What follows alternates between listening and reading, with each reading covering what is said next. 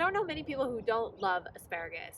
It is a delicacy, and for good reason, because it takes several years for asparagus to grow before you can start harvesting, and then there's only a very select time period that you can harvest asparagus. So it's one of those things that if you have the space in your garden, might as well grow it. Hello friends, I'm Jillian with Sanctuary Gardens, and I am planting my asparagus today. So I wanted to show you how I do it, come bring you along. My family loves asparagus. We eat it every week if we can do it. And so I'm really excited to be designating a part of my garden to be growing asparagus. So let's talk about asparagus. The first thing you need to know about asparagus is that it is a perennial, meaning that it will come back year after year. And most people say it can last anywhere from 20 to 40 years. I mean, this is a really long lasting plant if you take very good care of it. And so you need to find a spot in your garden that you are willing to designate for your asparagus for decades. So don't plan to be moving this around.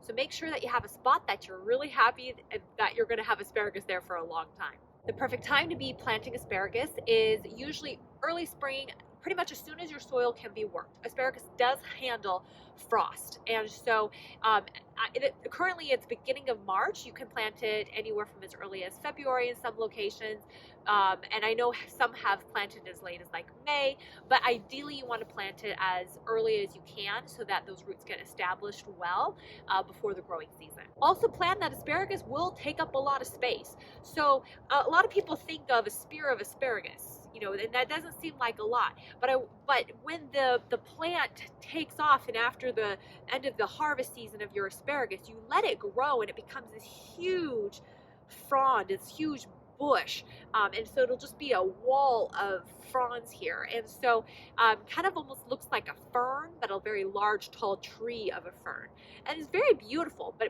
just imagine the shade that it produces and the space it needs. So do plan a spot in your garden where it will get large. You also want to make sure that the area that you're planting the asparagus has a lot of sun. They do like a lot of sun. One thing asparagus does not like is getting extremely wet. The roots can actually rot with a lot of wet soil. So I do live in a very rainy area in the Pacific Northwest, and so I do raised beds for most of my gardening, actually all my gardening, and so that's really a good option if you have an area that gets really wet.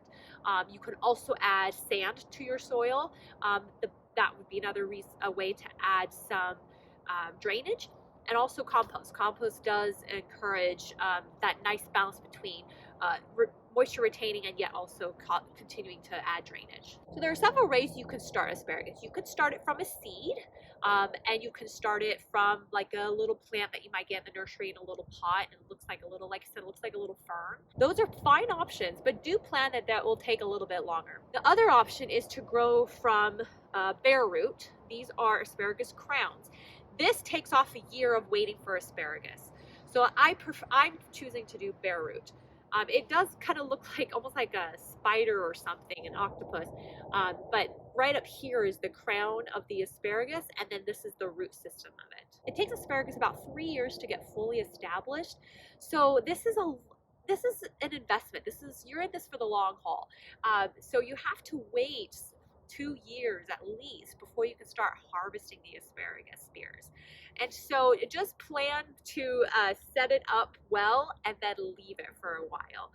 And I know that can be really hard when you see those spears coming through, but you have to allow the asparagus time to really focus its energy on establishing a really good root system so that it can give you asparagus for years to come. Like I said, I'm choosing, instead of going the seed route, I'm choosing to do the bare root route. And what I'm doing, that when they came, my asparagus came, it was in a big clump, and it was very, very dry, and so I moisturized it by just putting it in rehydrating in a bucket of water for at least half an hour. This is actually soaked for a little more than an hour now, so just give the roots a good start. Let's talk about bed preparation. So before I did anything, I top dressed my bed with a good amount of fresh compost. And then after that, I added just a general all-purpose fertilizer because I had planted in this bed some squash last year. So I want to make sure that there's no nutrients that are depleted. The last thing is, once I dug my trench, which I'll talk about in a minute, I also put some worm castings on the bottom. Trying to feed the dog asparagus. And then once all that's done, what you do is you then dig a trench down the center of your bed. Usually It needs to be about 8 inches or so deep. And I made mine probably about a little over a foot wide. And then down the center of that trench, you're going to make a mound. And the reason for that is so that when you place the plants, they'll have room to spread out the roots. Ideal spacing between plants should be somewhere around a foot to 2 feet. I've been placing mine probably around 15 inches. So the purpose of this mound here is so that when I place kind of splay out the roots here, the mound will kind of keep the crown up a little bit. It does kind of look like a spider or like a mop that you just kind of place down there.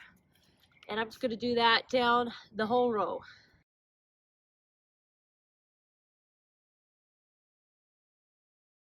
All right, so as you can see, we have all the asparagus lined up there.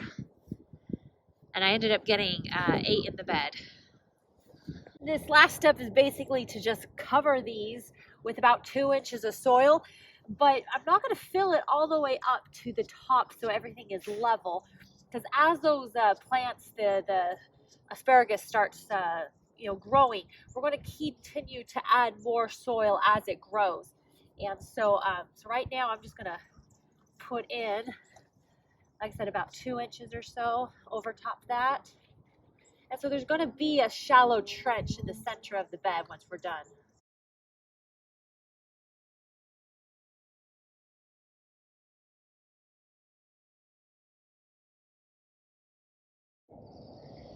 And there you have it. There's the shallow trench. You can see it a little better here. All right, so that's all we have to do for the bed right now. I would recommend, if you're not going to have rain in the next day, to definitely water these in. But because I soaked them, I'm not worried about doing it right away. Probably try to do a video in a couple weeks when we start seeing those fronds start to peek through. After when they get maybe 1 inch to 2 to 3 inches or so, we'll add a little more soil. And then, like I said, just be sure that you do not eat or harvest the asparagus for at least a good 2 to 3 years to allow these plants to really get us fully established. If you found this video helpful, be sure to give it a thumbs up and hit that subscribe button so that you can see all our future projects. Go out and grow something. God bless. He's wanting to play with the camera. You want to tell them what to do next?